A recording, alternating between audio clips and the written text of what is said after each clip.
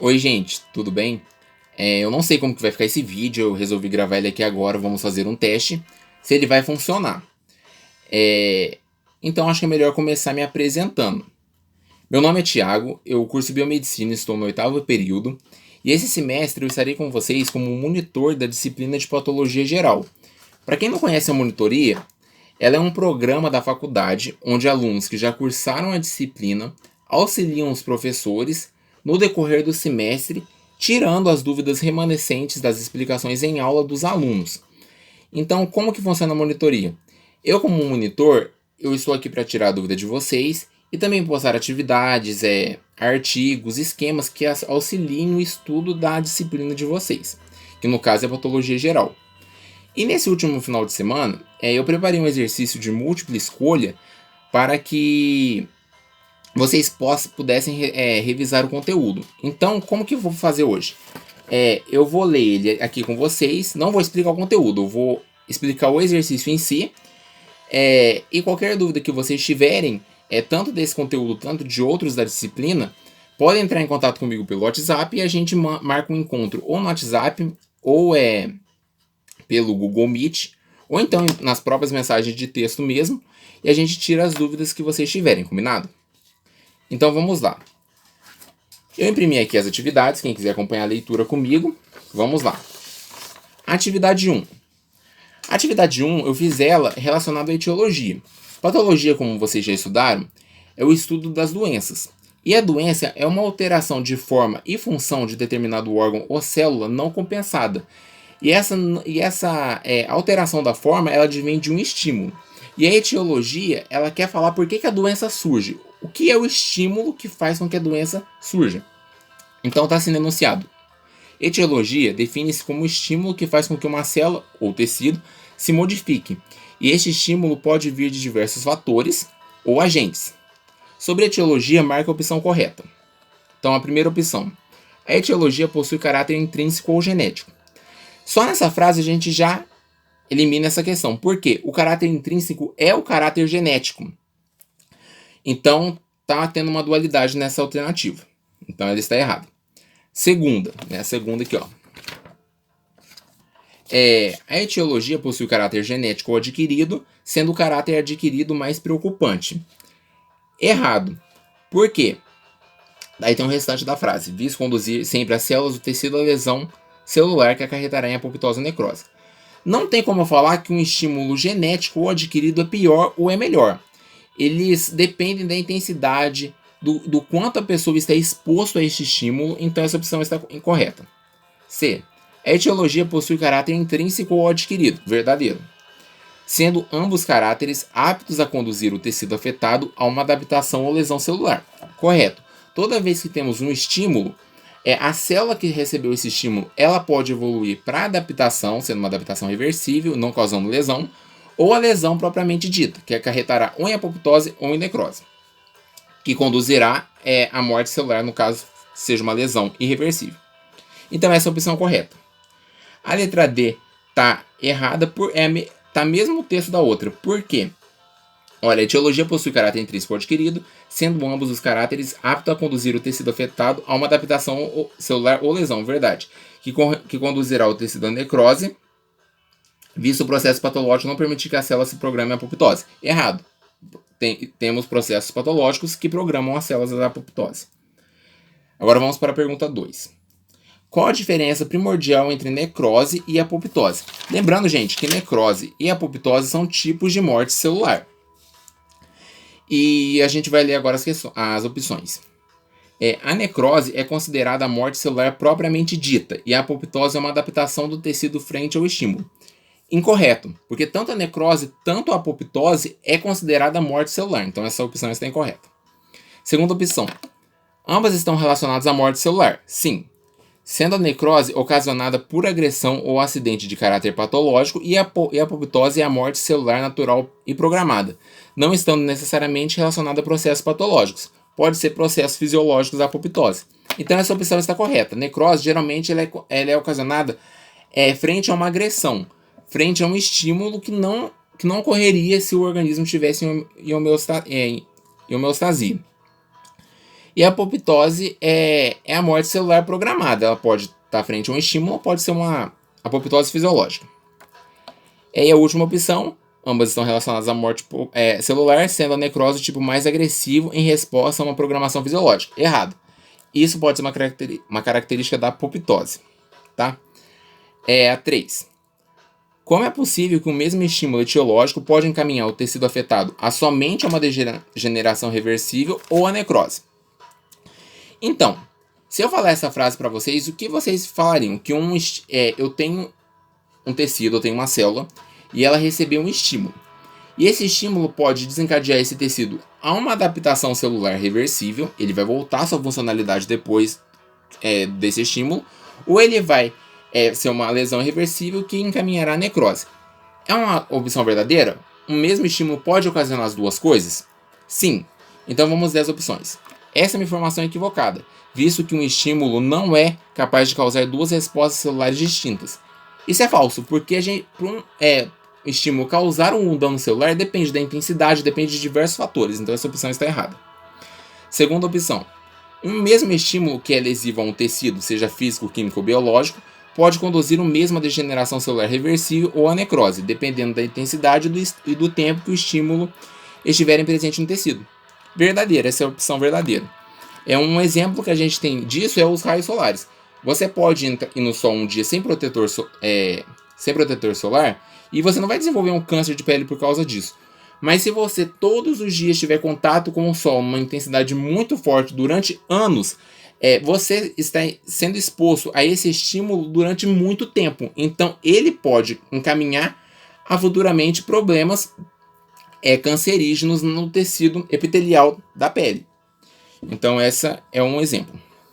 E a última opção, o mesmo estímulo que é lesivo a um tecido, seja físico, químico ou biológico, podem conduzir o mesmo a degeneração celular reversível ou a necrose, independente. Está errado por causa dessa palavra, independente, porque depende da intensidade e o tempo que os estímulos estiverem presentes no tecido. Aí depois eu fiz uma observaçãozinha aqui que vocês podem ler, que sempre que algum tecido morre, alguma célula morre, é necessário que ela seja removida para que o corpo entre em homeostasia novamente. Combinado? Pergunta 4. Abaixo encontram-se alguns exemplos de adaptações celulares. Marque a opção que corresponde à metaplasia. Nós temos adaptações celulares do tipo hipertrofia, hiperplasia, atrofia, metaplasia. Então temos aqui algumas opções, olha. Primeira opção, o aumento do epitélio glandular mamário na puberdade ou na gravidez.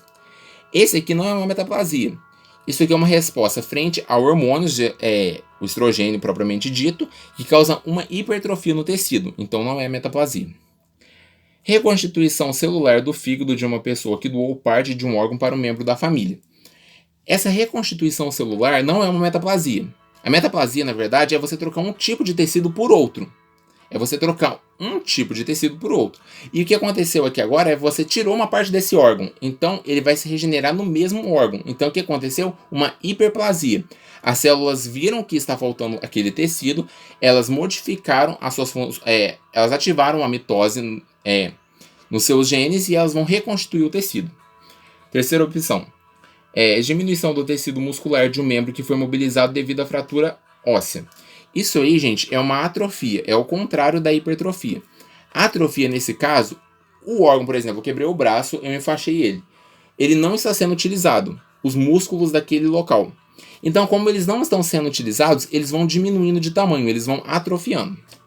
E a última opção, substituição do epitélio colunar por um epitélio pavimentoso escamoso. Epitélio pavimentoso escamoso é nome diferente para o mesmo tecido, na traqueia de fumantes. Essa é a opção que corresponde à metaplasia. Porque numa pessoa normal, o epitélio colunar da traqueia ele é ciliado. Ele possui células colunares ciliadas. Com o estímulo, com o estímulo da fumaça, faz com que essas células que eram mais frágeis, elas tenham que se modificar para uma célula mais resistente, que faz com que aconteça uma metaplasia. As células que eram colunares ficam achatadas e formam um tecido pavimentoso e que não possuem cílios. Aí a gente tem um exemplo daquela outra questão lá. Esse estímulo fez com que os tecidos se modificassem. A pessoa que fuma durante muito tempo, está exposto várias vezes ao mesmo estímulo pode vir a desenvolver um câncer. É uma alteração celular que vai ocasionar uma lesão devido à exposição constante ao estímulo propriamente dito. Tá? 5. Relacionado aos estímulos intracelulares de pigmentos, relacionado aos acúmulos intracelulares de pigmentos, marca a opção correta. É correta, isso mesmo.